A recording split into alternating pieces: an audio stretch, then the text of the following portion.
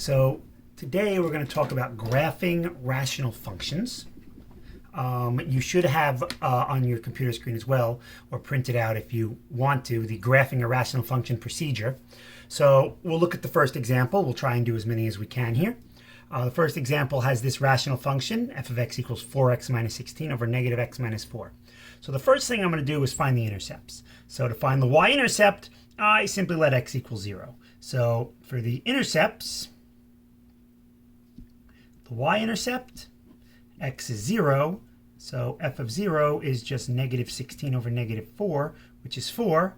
So the y-intercept, and there can only be one y-intercept if it's a function, would be 0, 4. Now for the x-intercepts, because there could be more than one, we set the entire function equal to 0 and we solve. And of course, a rational function is equal to 0 when the numerator is equal to 0 and the denominator is not. And this is a very important thing that a lot of people forget. So you don't have to actually solve this inequality, but you do have to check at the end to make sure that when you plug in 0 into the numerator, you also don't get 0 in the denominator. Because 0 over 0 does not equal 0. If we solve this, we get x is 4. And from here, we would get that x is not negative 4. So we're good. X equals 4. So my x-intercept would be the point 4, 0. Then we have to find the horizontal asymptotes. So to find the horizontal asymptotes, we look at end behavior. Now for rational functions, I only have to look at the end behavior in one direction because horizontal and oblique asymptotes will be the same both to the right and to the left. That's true only for rational functions. So if I compare everything to 1 over x, this is the same thing as the end behavior of 4 minus 16 over x over negative 1 minus 4 over x. These two terms go to 0 and I get negative 4. So my horizontal asymptote is y equals negative 4.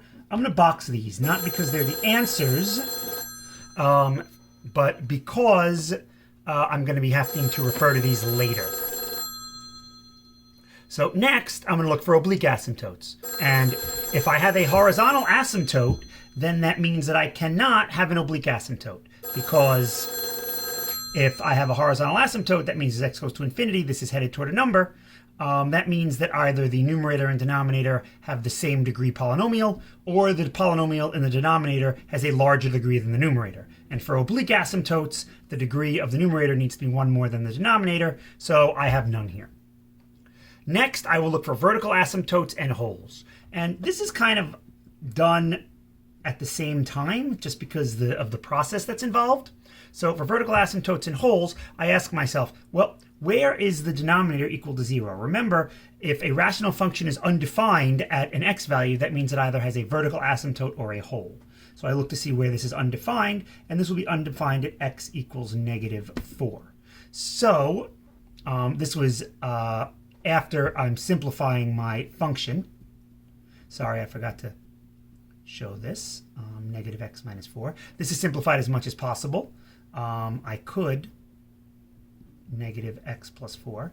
Nothing cancels there. So the denominator has the point x equals negative 4, the x equals negative 4. And since nothing canceled, this would be my vertical asymptote.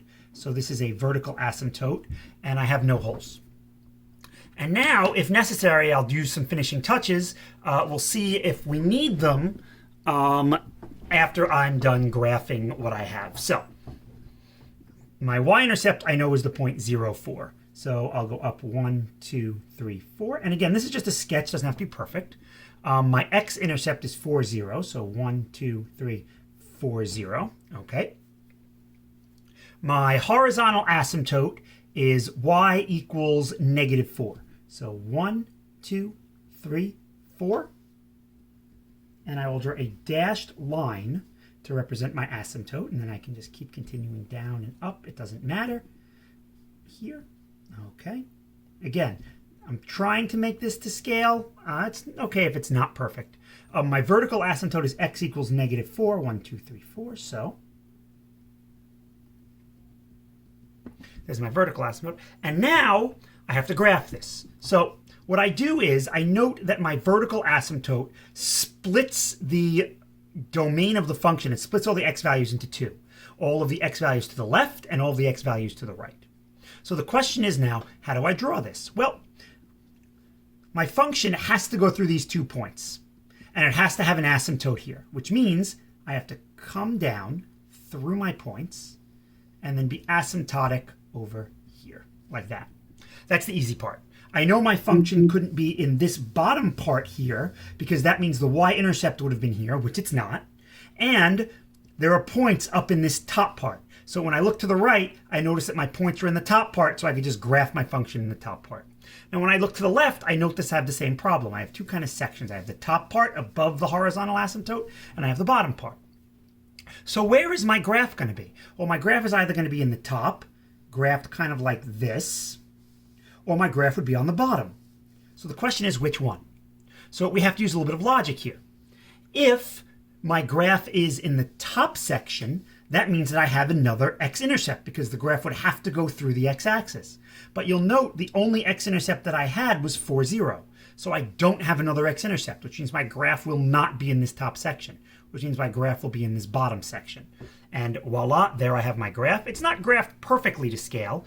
I mean, if we were to look at this in a graphing calculator, this would be a little bit, I feel, maybe more like this. And then it would kind of go like this a little bit better, maybe. But as long as we have the basic sketch of it, that's the important thing. So that was the very first example, and we will keep going with some more examples. So, and I apologize for the phone ringing. Hope that wasn't distracting. So, next, function x plus 4 over negative 2x minus 6. So the first thing we're going to do is we're going to do the intercepts. So the y-intercept is where x is 0. That's always the easiest to find. So when x is 0, I get 4 over negative 6, or 2 over negative 3. So that means that the y-intercept is the point 0, comma negative 2/3. X-intercepts, once again, we set the entire function equal to 0. And when we do that, we get x equals negative 4. And note, negative 4 makes the numerator 0, but does not make the denominator 0. So the intercept here is negative 4, comma 0. And those are my intercepts. Then we'll look for a horizontal asymptote by looking at the end behavior. And again, it doesn't matter which direction I'm looking in because it's a rational function. So when I do look for my horizontal asymptote, I look at the end behavior. And we could show again the work, but we also know that it's just the coefficients of the highest degree powers if they're the same. And so this would have a horizontal asymptote of y equals negative 1/2. And because we have a horizontal asymptote as x goes to infinity, that means we can't have any oblique asymptotes. These two have the same degree, so I won't have an oblique asymptote there. Vertical asymptotes and holes, once again, will factor and attempt to simplify this function. Nothing cancels here, so I note that the only places where the domain or where x does not exist in the domain is at x equals negative 3. And since I couldn't cancel it out, x equals negative 3 is a vertical asymptote. And there are no holes. So once again, we'll try and graph this. This time I will let each tick mark represent a half because I note that I have the line y equals negative 1/2 here. So this will be negative 1. And again, you can choose any scale that you want. The idea is that we're sketching. It doesn't have to be perfect. And as you'll note, the point 0, negative 2/3 is going to be a little bit of an issue to graph, but that's okay. But it is important to try and be relatively to scale, because otherwise, as you'll see in some future problems, it can create issues when we're graphing. So I have the vertical asymptote x. Well, let me plot with the intercepts first. We'll do this procedurally. 0, negative 2/3 is right down here. The point negative 4, 0, 1, 2, 3, 4, negative 4, 0 is right. Nope. Sorry, negative 4, 0 was 1, 2, 3, 4 right there. 1, 2, 3, 4. Each of these, I forgot I said, was being worth a half. Okay. So it's this point, not this one. We can ignore that one for now. X equals negative 3 is the vertical asymptote. That's right here. And it doesn't matter the order I do all this stuff in, as you can see. The horizontal asymptote is y equals negative a half. That's this one right here. And so now, once again, I have a vertical asymptote that splits the domain of my function into two pieces. And then the question is, do I graph in the top part or the bottom part of each? Well, here I have a point in the top part. So I will graph my function in the top part. Don't forget this was a mistake. This is not a point on the graph. And now I note here I don't have any more x-intercepts. Since I don't have any x-intercepts, my function cannot come down and go through the x-axis, which means the function has to be in this piece. Further solidifying that is the fact that I have a point in this bottom right-hand box right here, the point negative 2/3, comma 0. So when I graph this, and it kind of gets really close to the asymptote very quickly. Now, this really isn't ever hitting the asymptote. It just approaches it. And if we look far enough to the right on a calculator or any graph, eventually it'll look like that the function is the actual asymptote, because as we get infinitely large in our x values, the function starts to look exactly like the horizontal line. And this is the graph of f of x equals x plus 4 over negative 2x minus 6. Okay, so what happens if we're not dealing with linear functions? Well, as you can see by this function, we have a cubic over a quadratic. So immediately you're going to say to yourself, oh, this is going to involve oblique asymptotes, and you would be right. So first for intercepts, we'll start by doing the y-intercept first. That's where x is 0. And when I plug in 0, I get 0 over negative 9, which is 0. So the y-intercept is 0, 0. And that's also an x-intercept, as you'll see, because both the x and the y coordinate here are 0. Now the x-intercept, we simply set this equal to 0. Oops, that's a cubed. Okay, and when we set this equal to 0, it's the same thing as solving for the numerator equal to 0 and the denominator not. So when I do this, x squared minus 9 equals 0, we get x equals 0, x equals 3, and x equals negative 3. And just a very quick check to make sure, when we plug 0 into the denominator, we do not get 0. And when we plug 3 and negative 3 into the denominator, we also do not get 0. Because if I factor this denominator out, this is x squared minus 2x minus 3. This becomes, oh, maybe we do. Look at that. X minus 3x plus 1. Haha, that's important. I have to reject the x equals 3. Now, why do I reject this one?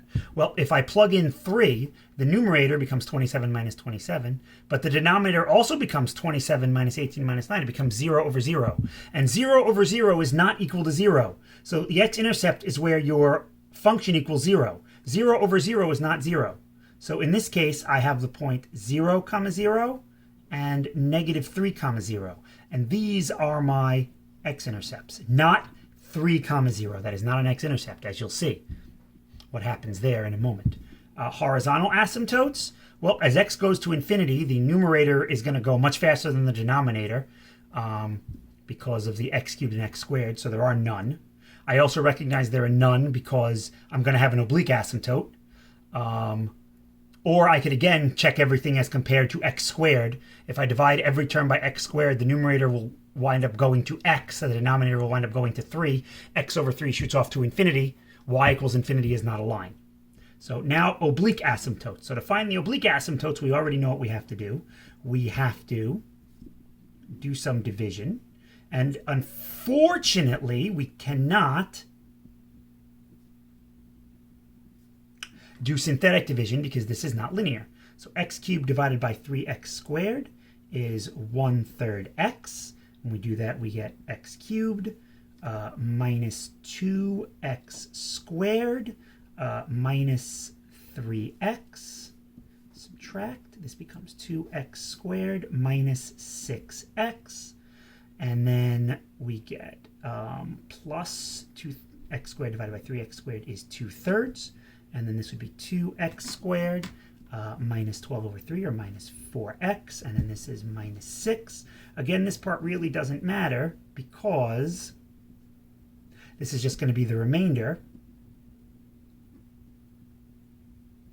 And as we talked about for oblique asymptotes, as x goes to infinity, this term is going to go to 0. So my oblique asymptote is going to wind up being 1/3 x plus 2/3. And now I have to deal with vertical asymptotes and holes. So to deal with vertical asymptotes and holes, I take the original function and I'm going to simplify it. So if I rewrite the original function, this is x plus 3x minus 3. And then in the denominator, I already did that down there. We have this. The x minus 3's cancel.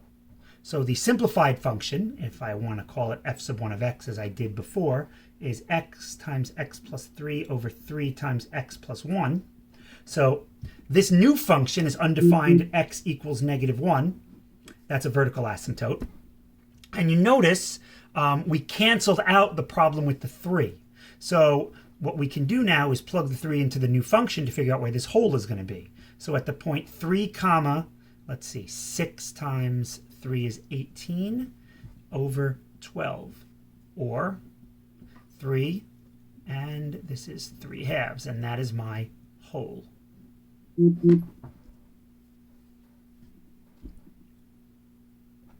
Okay, so what I'm going to do is I'm going to make a scale here of 1/3 just so that I can draw this oblique asymptote properly. So this will be 1/3, 2/3, 1, 1/3, 2/3, 2, 1/3, 2/3, 3, 1/3, 2/3, 4, and the same in the other direction. This will be -1, -2, -3, -4, 1, 2, 3, 4, 1, 2, 3, -4 there. Okay. So the first thing I'll do is I'll plot my intercept. So the intercept 0, 0 right there. We also have -3, 0. That's right there. Okay. The point 1/3 x plus 2/3. So I can start at 2/3, which is right there, and then go up. Well, it'd be easier if I label these 2, 3, 4. So start at 2/3, the y-intercept, and then go up 1 over 3. So that'll also help if I label these. So from here we go up 1 over 3. 1, 2, 3 is going to be the oblique asymptote. And then from 2/3 I can go down 1 and over 3. Right there.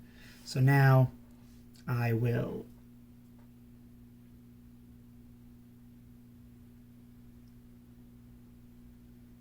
not the straightest of lines, but there is my oblique asymptote. I have a vertical asymptote at x equals -1, which is right there. And I'm going to have a hole at 3 comma 3/2, or 3 and 1.5. So here's 3, and then 1.5. So the question is 1.5 above or below this line? And this is why it's kind of important to graph this relatively to scale. So if I'm not sure, I can always plug in the x value of 3, and I get 1 and 2/3, or I get 5/3. So is 5/3 bigger than 3/2?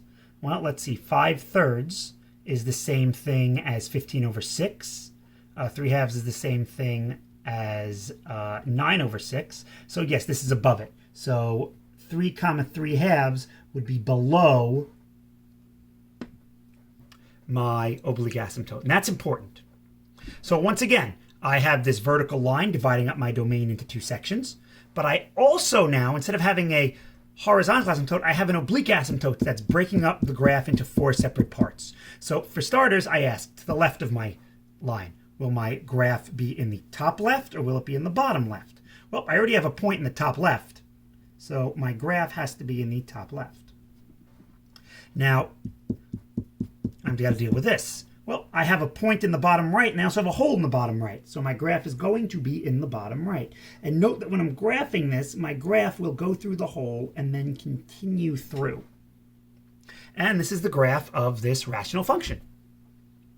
Again, you see why if I put the hole above this, it would create problems. Because if I put the hole above this and then I tried to connect it, my graph would go up and then it would come back down. Rational functions don't do that. Rational functions tend not to cross an oblique asymptote and then come back down. At least not ones that only have one asymptote like this. So We'll talk about those in the future, but for now, know that that's not something